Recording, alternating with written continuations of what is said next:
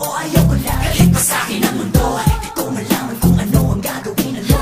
Sana ay makilala kung sino na nga ako. Bakit di nyo mag-guess? Try to understand me and you won't regret. Try to understand me, this is just the real me.